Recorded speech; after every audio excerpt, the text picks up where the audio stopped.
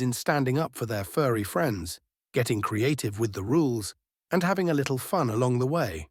So grab your favorite snack, get comfy, and let me tell you how my dog's barking problem turned into a neighborhood performance nobody will ever forget. Have you ever been told to silence your dog, even though he's just being a dog? That was me, just trying to enjoy life with my best buddy when suddenly the HOA decided his voice was too much. But instead of backing down, I decided to turn the tables. And trust me, the results were more patriotic and more hilarious than anyone expected. But before we get into the show, let me take a moment to wish something special for you. If you're watching this, I want to say a quick prayer for you and your loved ones. May your days be filled with joy, your nights with peace. And may you always have the courage to stand up for what's right, even if it means teaching your dog to sing. Amen. All right, let's set the scene. I live in a neighborhood where the HOA is, let's just say, enthusiastic about the rules. Lawns, mailboxes, even the color of your curtains. There's a guideline for everything. But the real drama started when a new rule popped up. No excessive dog barking.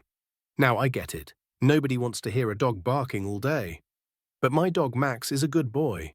He barks when the mail comes, when he sees a squirrel, or when he's just excited to be alive. He's not a nuisance. He's just happy. But apparently not everyone agreed. Enter Mrs. Jenkins, the self-appointed pet patrol. She's the type who times your dog's bathroom breaks and files a complaint if your leash is too long. One day I came home to a bright yellow notice on my door. Your dog's barking has been reported as a disturbance. Please take immediate action to reduce noise. At first, I tried to be considerate. I brought Max inside more often, gave him extra toys, and even tried those calming treats. But Mrs. Jenkins kept reporting us, every week, another notice. Barking at 7:03 a.m. Barking at 4:15 p.m. It was like she had a stopwatch and nothing better to do. The final straw came when the HOA sent an official letter. If the barking continues, further action will be taken, including possible fines or removal of the pet. That's when I knew I had to do something. Not just for Max, but for every pet owner in the neighborhood. I started thinking, if Max's barking was such a problem, maybe I could teach him to bark on command. And then inspiration struck. What if, instead of random barking, Max could howl the National Anthem? It would be the ultimate act of patriotism and a hilarious way to show the HOA that you can't silence a dog's spirit. I started training Max with treats, whistles, and a little help from YouTube. Every day we'd practice. I'd play the anthem and Max would start to howl along. At first, it was just random yelps, but soon he started to match the melody. It took a few weeks, but eventually, Max could sing the Star-Spangled Banner from start to finish. And let me tell you, it was glorious. I decided to make it official. I posted a flyer on the community board, Patriotic Pause, live performance by Max the Singing Dog, Saturday at noon. I invited the whole neighborhood, including the HOA board and, of course, Mrs. Jenkins. I even set up a little stage in my front yard, complete with flags and a speaker system. Neighbors started buzzing. Some thought it was a joke, others were genuinely excited. Kids made signs, and a few families brought lawn chairs. Even people who'd never spoken to me before stopped by to ask if Max was really going to sing. The big day arrived. The street was packed. Mrs. Jenkins stood in the front row, arms crossed, lips pursed, ready to pounce. I took the mic and said, "Thank you all for coming. Today, Max and I want to show you that a dog's voice can be a beautiful thing. So, please rise for the National Anthem." I hit play, and as the music started, Max lifted his head and let out the most soulful, on-key howl you've ever heard. The crowd went wild, people laughed, cheered, and even sang along. By the time Max hit the final note, the whole block was clapping and waving flags. Mrs. Jenkins, she looked like she'd swallowed a lemon. Pause. Have you ever had to get creative to stand up for your pets? Or had a neighbor who just couldn't handle a little joy? Drop your story in the comments or just type Team Max if you're all about letting dogs be dogs. And if you're enjoying this, hit that like button so we can keep the good vibes going. After the performance, Mrs. Jenkins stormed up to the HOA president, demanding action.